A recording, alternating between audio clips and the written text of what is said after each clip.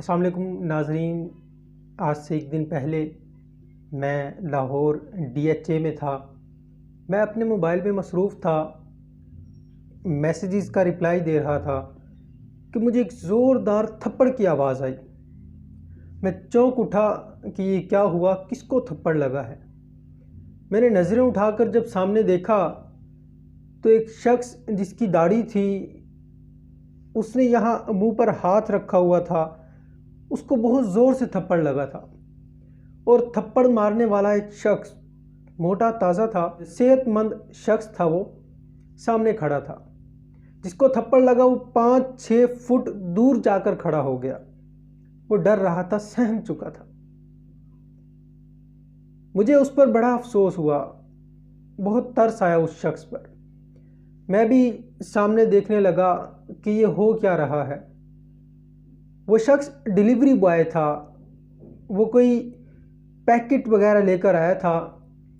पता नहीं वो किस कंपनी का था, कंपनी मैं नहीं देख सका। तो वो शख्स उस डिलीवरी बॉय को गुस्से से बुलाता है, कहता ओ इधर आ, इधर आ, ओ इधर आ, यहाँ आकर खड़ा हो जा, इधर इधर।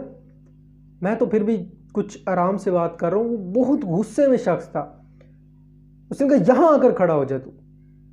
बहुत गुस्से से उसको बोला, अंधा है तू, तुझे नजर नहीं आता? ये देख, ये क्या लिखा हुआ है, यहाँ 12 पैकेट लिखे हुए हैं और इसमें देख एक है। उसने कहा सर मुझे नहीं पता था कि कितने पैकेट हैं, आपके नाम का पैकेट आया था, मैं आपके नाम पर लेकर आ गया। उस शख्स ने उसको खूब सुनाई, कहने लगा मुझे पहले बहुत गुस्सा आया हुआ है, पहले दिमाग घुमा हुआ है, ऊपर से तू दिमाग खराब कर रहा है। उसको कहने लगा चल निकल जा यहां से, दफा हो जा। वो शख्स कहने लगा सर मैं मजदूर हूं। कहता तू जो भी है दफा हो यहां से। उसने कहा जी मैं चला जाता हूं। उसने कहा सुनाई नहीं दिया, तू दफा हो जाए यहां से। कहता सर मैं जाता हूं। वो रो रहा था, उसकी आंखों में आंसू थे। वो बाइक के करीब आया और उसके रोने की आवाज़ मुझे आ रही थी, जैसे एक बच्चा रोता है, वो बच्चे की तरह रो रहा था।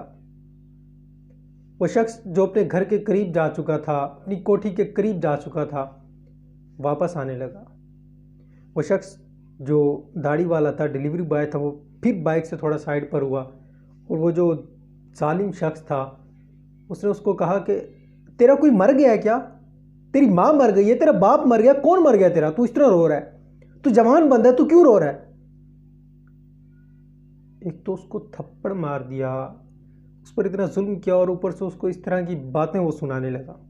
मुझसे और न बर्दाश्त हो रहा था, मैं अब और नहीं देख सकता था। मैंने बैल की जहाँ मैंने जाना था और मैं वहाँ घर चला गया। न जाने फिर पीछे क्या हुआ क्या नहीं हुआ, वो डिलीवरी बॉय चला गया होगा। लेकिन मेरा दिल बहुत उदास था उस टाइम। अभी भी बहुत दुखी हूँ मैं कि एक शख्स, जालिम शख्स, इस चीज़ का लिहाज नहीं करता कि सामने वाले की इतनी बड़ी दाढ़ी है और वो मजदूर शख्स है, तो कमाने निकला है। उसको यार प्यार से समझा दो आप। मारने की क्या ज़रूरत थी? मारने का तो तुक ही नहीं बनता, वो आपका मुलाजिम नहीं है कि आपने उसको थप्पड़ मार दिया। मुलाजिम को भी नहीं मारना चाहिए, मुलाजिम मातहत को भी नहीं मारना चाहिए। और इतनी बड़ी अगर औलाद हो ना, औलाद, बाप बेटे को नहीं मारता, बेटा बड़ा हो उसकी दाढ़ी आ चुकी हो, एक बाप नहीं मारता। किसी का हक नहीं है कि एक जवान शख्स है, उसकी दाढ़ी है, उसको थप्पड़ मारे। क्यों मारे? उसने कोई जुर्म किया था? कोई जुर्म नहीं किया था। आप पुलिस वाले नहीं हैं, आपका किसी इदारे से ताल्लुक नहीं है। उसने कोई क्राइम नहीं किया कि जिसको आपने मारा और बेदर्दी से थप्पड़ मारा, उस बेचारे के कान सुन हो गए।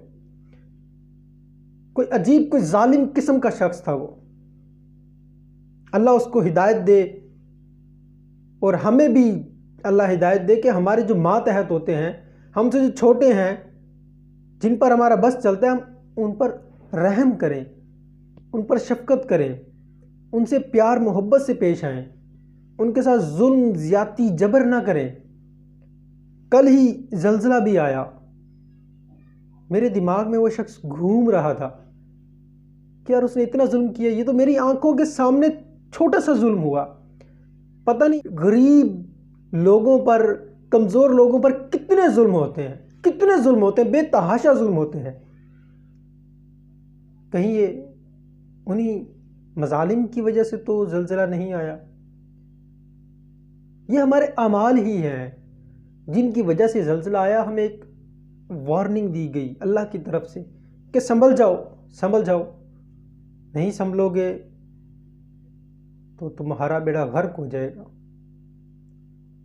और रब चाहे तो चंद सेकंड में इस ज़मीन को इधर से उधर कर दे, हर चीज़ मलिया मेट हो जाए, सब कुछ हो सकता है, सब कुछ मुमकिन है। और जालिम शख्स कभी नहीं बच सकता किसी से। मजलूम की आह सात आसमान को चीरती हुई जाती है। तो मजलूम की आह से बचना चाहिए, किसी पर जुल्म नहीं करना चाहिए। अगर आपका किसी पर बस चलता है तो खुदारा उससे प्यार मोहब्बत से पेश आएँ, उस पर जुल्म ना करें।